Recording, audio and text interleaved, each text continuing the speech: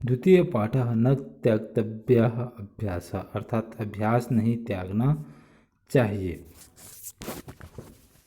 जैसे कि कुछ भी का अभ्यास नहीं त्यागना चाहिए, जैसे कि कुछ भी अपना हम लोग कार्य कर रहे हैं उसको नहीं त्यागना चाहिए, हमेशा उसमें कार्यरत होना चाहिए, संलग्न रहना चाहिए। कश्चित् कश्चित् ग्रामे बहुकाल पर्यन्तम् अनावृष्टः आसीत्, किसी गांव में बहुत लंबे समय तक अकाल था। भूमि शुष्कः जाता, अर्थात भूमि सूख गई थी। पान जलस्य अपि अभावः जाता, पीने की जल की भी कमी हो गई थी। तदा जनाः देवज्ञस्य समीपं गत्वा विचारितवन्तः, देवज्ञ मतलब होता है ज्योतिषी, तब लोग ज्योतिषी के समीप जाकर विचार करवाए। देवज्ञः ग्रह गतिम परिशील्य उक्तवान, ज्योतिषी ग्रहों की दशा जानकर कहा, न केवलम अस्मिन् वर्षे अपितु आगामी वर्ष त्रय अत्र वृष्टि न संभवति, न केवल इस वर्ष आगामी बल्कि, अपितु मतलब होता है बल्कि आगामी आने वाले 3 वर्ष तक बारिश नहीं होगी। भविष्यति मतलब भविष्य काल में होगी। ठीक है, आगे देखते हैं। तत्श्रुत्वा ग्रामवासिनः सर्वे जीवनार्थम यत्र कुत्र अपि गतवन्तः, उसे सुनकर, तत् मतलब होता है उसे सुनकर सभी गांववासी जीवन यापन के लिए जहाँ कहीं भी गए। सह ग्रामः एव निर्जनः जातः, वह गांव ही निर्जन हो गया। परंतु तस्मिन् अपि काले तस्य ग्रामस्य एकः कृषकः तत्र स्थितवान्, परंतु उस समय भी उस गांव में एक किसान वहाँ रहता था।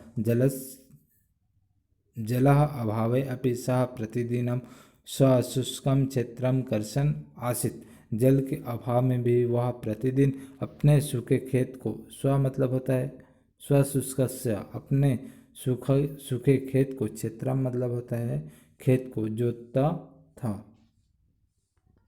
आगे देखते हैं।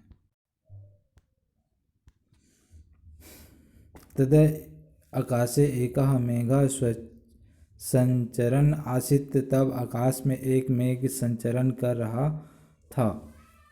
स कृषकः दृष्ट्वा आश्चर्यचकित सन तम अपृच्छत्, तम मतलब होता है उससे, ठीक है, वह किसान को देखकर आश्चर्यचकित होकर उससे पूछा, हे कृषकः, अर्थात हे किसान, अत्र त्रिवर्षपर्यन्तं वृष्टि न भविष्यति इति किम भवतः न श्रुतम, अर्थात हे किसान, यहाँ 3 वर्ष तक, त्रिवर्ष पर्यंतम अर्थात 3 वर्ष तक बारिश नहीं होगा, ऐसा क्या आपने नहीं सुना।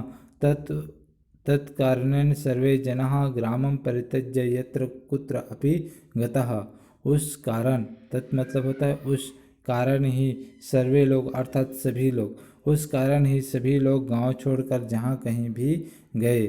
तथा अपि भवान किमर्थम इदम शुष्कम क्षेत्रम व्यर्थः कर्षति आसीत्, तो भी आप किस लिए इस, इदम मतलब होता है इस, सूखे खेत को क्यों व्यर्थ जोत रहे हैं।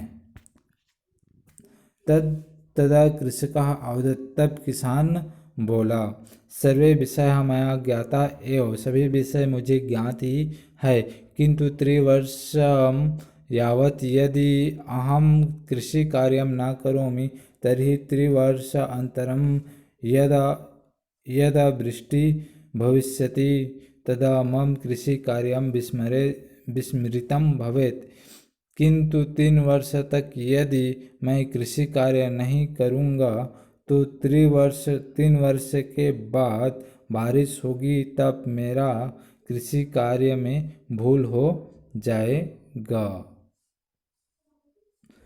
तत्श्रुत्वा तावत् मम क्षेत्रकर्षणम् अभ्यासः एव नष्टं भवेत्, तब तक मेरा खेत को जोतने का अभ्यास ही नष्ट हो जाएगा।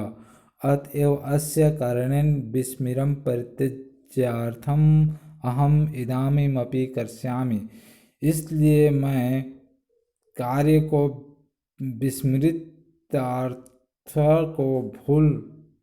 विस्मृतार्थ को दूर करने के लिए मैं इस समय भी जोत रहा हूँ। मतलब कहने का अर्थ यह है कि इसलिए मैं भूल न हो जाए, इसलिए मैं अब भी खेत को जोत रहा हूँ। आगे देखते हैं। तत्श्रुत्वा तत्श्रुत्वा मेघा साधु साधु इति वदन चिंतितवान। उसे सुनकर मेघ साधु साधु मतलब अच्छा अच्छा ऐसा कहकर चिंतन किया या फिर विचार किया। यदि अहमपि त्रिवर्षं यावत् न वर्षामि तर्हि मया अपि वर्षणं विस्मृतं भवेत्।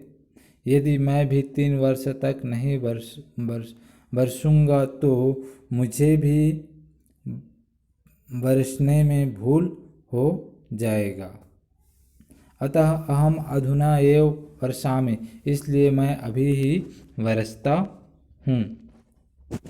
ततः ततः सः झटिति सर्वान् मेघान् आहूय। तत्पश्चात वह सभी मेघ को बुलाया।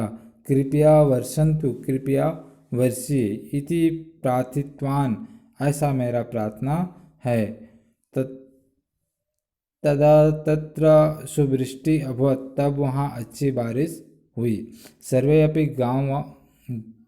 ग्रामवासिनः आनंदेन स्वक्षेत्रे कृषिकार्यम् आरब्धवन्तः। सभी गांववासी आनंद से अपने क्षेत्र में या फिर खेत में कृषि कार्य आरंभ किए। एतस्मिन् संदर्भे वयम् इदं पदं स्मरामः। इस संदर्भ में यह पद को याद रखना चाहिए। अभ्यासो न ही त्यागतव्य, अर्थात अभ्यास नहीं त्यागना चाहिए। अभ्यासो ही परम बलम, अभ्यास ही परम बल है। अनाभ्यासे विषम विद्या, अर्थात बिना अभ्यास के विद्या विष के समान है।